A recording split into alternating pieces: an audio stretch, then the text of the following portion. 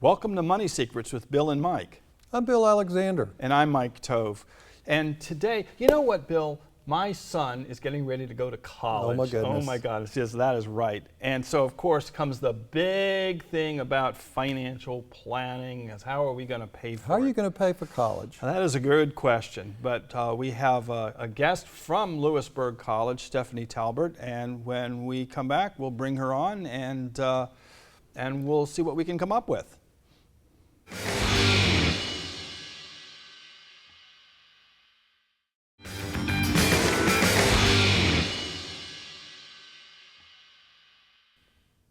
Hey, welcome back. So, Bill. Well, the first thing I would suggest, Mike, I hope you started saving for college when your son was born as opposed to last month. Well, actually, we have done a fair amount of college saving, and we have a fairly reasonable nest egg set aside, yet. Well, most of us as parents realize that no matter how much we put back, it's not quite enough to really pay the bills for a four-year degree. So there's all sorts of things that folks need to know about. Right. And that's really why I'm so excited that Stephanie's here to help us really get into some of the money secrets involved in applying for school and how to pay for it.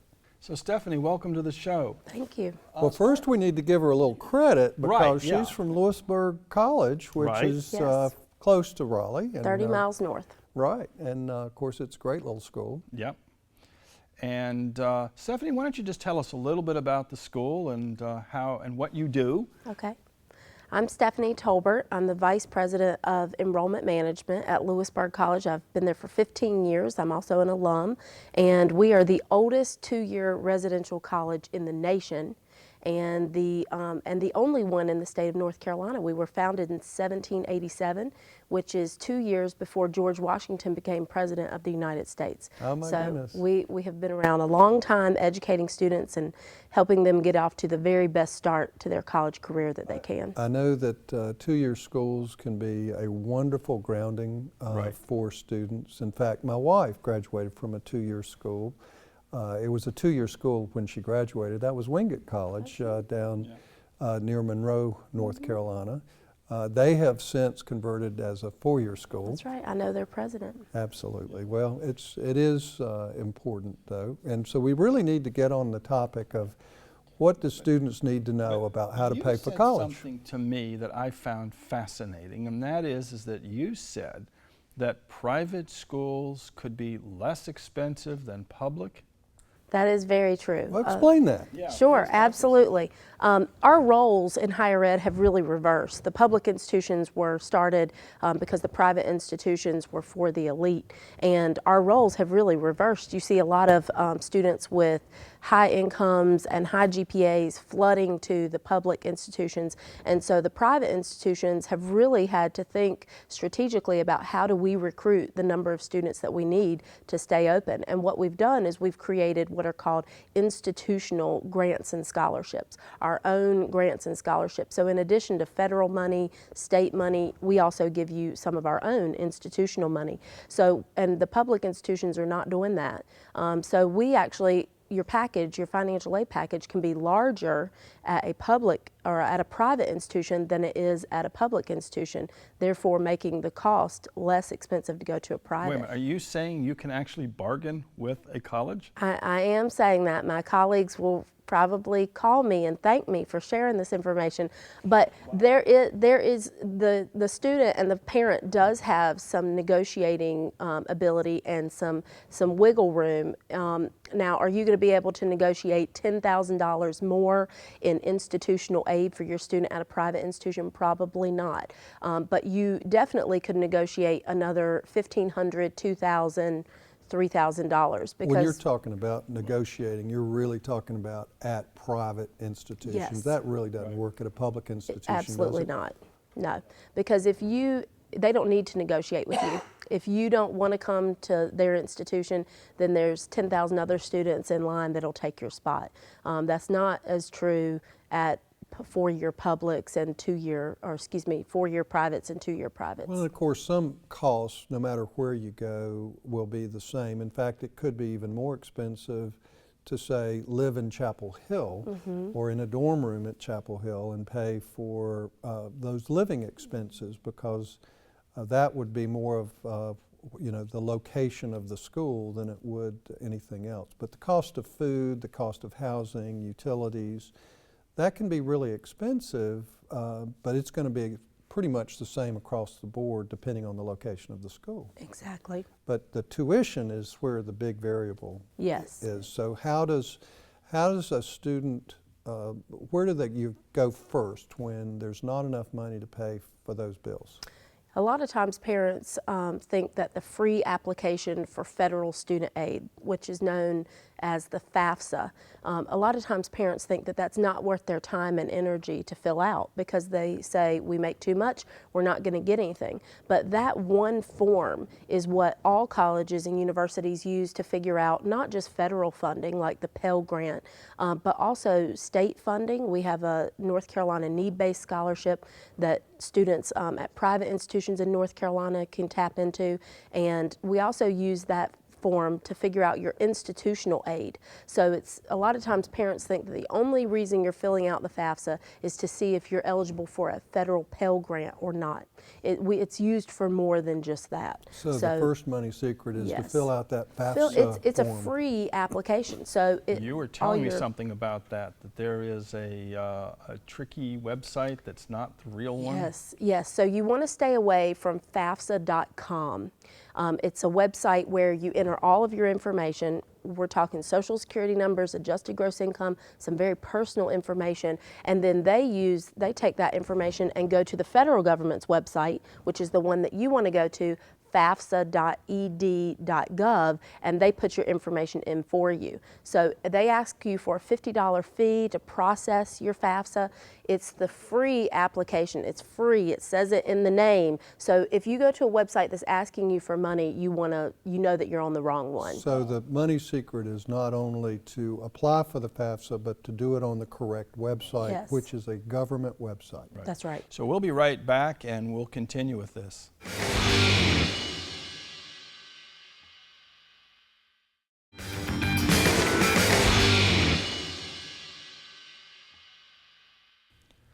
And welcome back. We're having a conversation with Stephanie Tolbert of Lewisburg College and talking about financial aid. Stephanie, you were talking about FAFSA, the federal grants, but there's other types of financial aid out there, isn't there? Absolutely.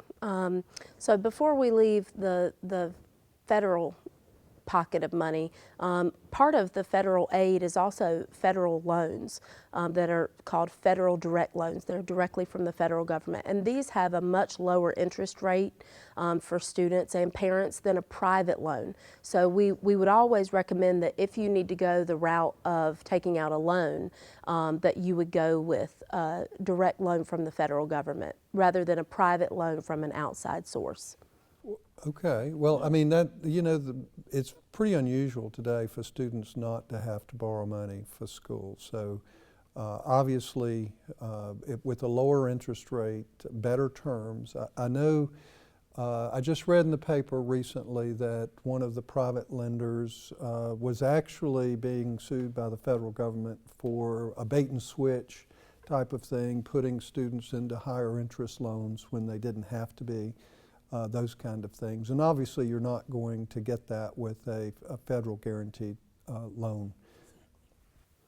But back to your point about outside scholarships. So in addition to filling out a FAFSA, the free application for federal student aid, students can do some additional homework that may reap big benefits. These are called outside scholarships. These are scholarships given to students by the Lions Club, the Kiwanis Club. Taco Bell has a Live Moss scholarship. There's your church usually takes a portion of the offerings and sets it aside for scholarship dollars. Your place of work may also have scholarship dollars that they award to your students. My next door neighbor's father works at Burt's Bees, and they have a scholarship for students that have parents that work there. Duke has a big scholarship for people who work there. So you're going to have to apply for these and go after these on your own. The school is going to help you get federal, state, and institutional aid, but you're going to have to go after outside funded scholarships yourself. There's some really great websites. The College Foundation of North Carolina, cfnc.org, is a wonderful resource. Well, how do people use that resource? So, I mean, we've heard about it. It's advertised. Yeah. Why is it important to people? So CFNC and fastweb.com are two really reputable websites. And what you do is you go onto that website and put in your information, kind of your profile.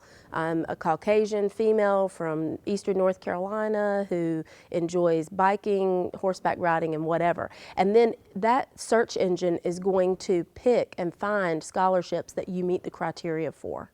So it's Now, is that private scholarships? those are outside funded scholarships from all different kinds of sources. So basically, it's a one-stop shop then. Yes, Well, don't many of the institutions have scholarships as well? we do. Those are what we consider institutional scholarships. So we have, Was that an inside or an outside scholarship? that's considered inside. So that's not one of the outside scholarships. An outside scholarship is one that we have no control over administering or granting to a student. So we it'd have be the inside scholarship you'd go for first. Yes. And then supplement it with outside Absolutely. scholarships. And we have seen students that originally their financial aid package, their award included student loans, but then they applied for outside scholarships, and when we got the paperwork and were notified they were granted that scholarship, it completely covered the student loan portion, and they didn't have any student loans at all.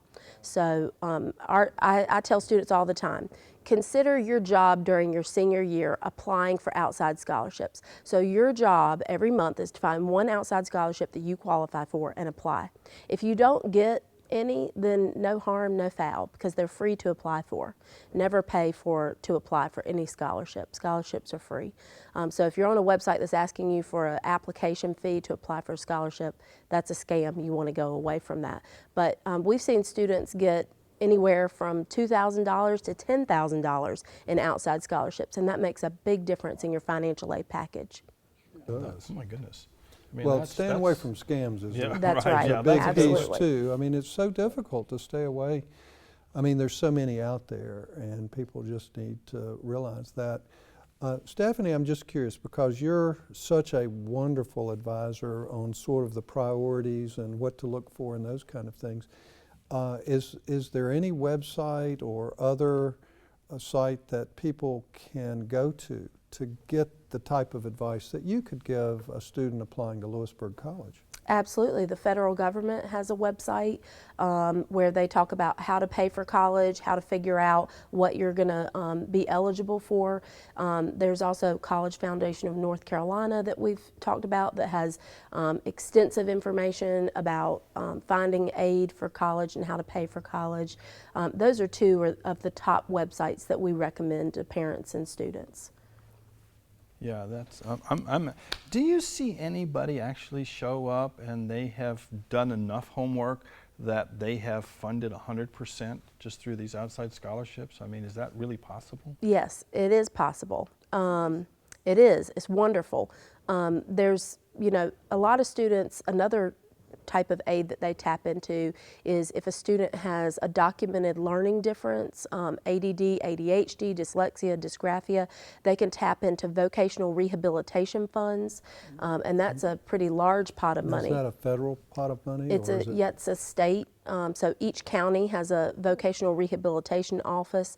Their real goal is to help people find jobs. But if the job that you want requires a college degree, then they will provide funding for you to go to college and get that degree to get that job. So vocational rehabilitation, if you have a documented learning difference, could be a great source. Okay. Well, I know that a lot of there are a lot of need-based scholarships, and then there are other families that are fairly well-to-do. But is there a difference? Maybe when we come back, you can tell us what the difference is for need-based scholarships versus families for those students who come from well-to-do families. Absolutely.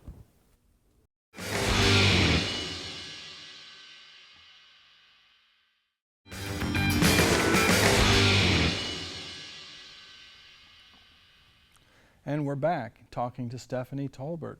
Wow, Stephanie, that was just some amazing information. Well, Stephanie, I'm curious. Yeah.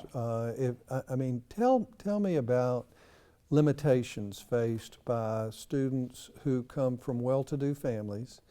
But you know, there are so many families out there that basically tell a child, you know, we're proud of you, but when you get through with high school, you're on your own. So what are the limitations faced by those students where their parents are not helping them with college expenses? First, I want to thank my own parents for not saying something just like that to me. But you're absolutely right. We see this quite a few times throughout the recruiting year, even at Lewisburg College and at other institutions, where the student does not meet one of the 5 criteria that the federal government has laid out to be considered an independent student. So they're not over the age of 24, they're not in the military, they don't have a child that they provide support for, they haven't been abandoned by their family, and have no contact with their family. So their parents' income is going to play a factor in determining what they qualify for. Yes, for need-based scholarships. So that student is going to want to go after talent-based scholarships like academic scholarships, athletic scholarships, outside scholarships. Most outside scholarships do not have a need component. It's more if you meet a certain criteria. So, for instance, an outside scholarship that's really big here in the state of North Carolina is the Golden Leaf Scholarship. It's for students from tobacco-dependent counties. And the only thing you have to do to qualify for that scholarship is be from a tobacco-dependent county. Sounds like most of Eastern North That's Carolina. right. It's very, very popular in Eastern North Carolina. There is you do have to write an essay, and you do have to apply, and you do have to have good academic qualifications, but there's no need component to that scholarship. So a student who has to use their parents' income on their FAFSA is not going to get a whole lot of need-based or any at all need-based scholarships, but they're going to want to focus all of their time and attention on applying for and trying to secure talent-based scholarships. Okay, now if you're over 24 and let's say you're going back to school, you haven't had those opportunities, are you considered independent at that point? Yes. Absolutely. So that's one of the 5 criteria that the federal government has laid out. You just have to meet one of the 5 One of the criteria. 5. One of the 5. I assume it's pretty difficult But it to prove almost you've sounds been to me abandoned. like Yes. because you said one of them was having been in the military. So people that kids that leave high school, go into the military, and then come back and go to college after, it sounds like that they're actually double qualifying, for lack of a better term. But it's almost like it's a catch-22. Well, no, I can't see it being a catch-22. Well, Actually, not- they are considered independent, Yeah. and they have the But GI I'm Bill saying to it the help other That's way them. right, around. But what yes. I was saying is that it's almost like one of them is redundant, because if you're going to go into the military before you go to college, you're going to be over 24. So it's Unless you sign on for a necessarily. shorter term, because you can sign on for 2 years or 3 years, which would still make you, that's 21 right. I or was 22. about to say, there are a lot of right. folks that are 17, 18 when they go into the military, and they And they come come out out at 4 21. years later. So, sure. And actually, that's not a bad way to Absolutely. get funding to go to school. Absolutely. We see a lot of students that have finished their first tour and come out, go to college, use their GI Bill, and then once they have a college degree, they apply to officer candidate school and go back into the military, but at a higher rank. Right, absolutely. And of course, there are others too that can stay in the military and get scholarships from the military to come to school while they're still on active duty. Exactly. And that's another opportunity for kids who are part of the military. Lewisburg College, being a 2-year college, creates a stepping stone to a 4-year college. You do what would be essentially your freshman, but you don't actually call them that, though, do you? It's like first year, second year? Yes, we call them first year, second year. They call themselves freshmen and sophomores. Yeah, right. But it's a whole lot easier to get into Carolina as a junior than it is as a freshman. So the question is does that affect the financial aid package for getting into the bigger schools either? It does not. The federal government says that you have 1.5 times the normal length of time to complete a degree. So if it takes 4 years to complete a 4-year degree, you get 1.5 times. You can get federal and state aid for 6 years. Okay, so we're going to wrap it up, and thank you very much. Thank you for having me. And we'll be back in a minute. So Stephanie, thank you so much. Can you just summarize for us, please? Absolutely. Tip number 1 is to make sure that you fill out the free application for federal student aid at fafsa.ed.gov. Even if you think you don't apply for federal aid, it's a free application, fill it out. Number 2, go after as many outside funded scholarships as you possibly can. Apply, apply, apply. Try to do 1 a month if you can. And third tip would be, if you have to resort to student loans, parent loans, go after the federal loans first instead of the private loans. And stay away from scams. Yes, they were in the scams. So that's wonderful. So I'm Mike Tove of AIN Services. We can be reached at 800-363-2296. And I'm Bill Alexander of WG Alexander and Associate. We're attorneys for estate planning, elder law, and asset protection. And thank you for watching.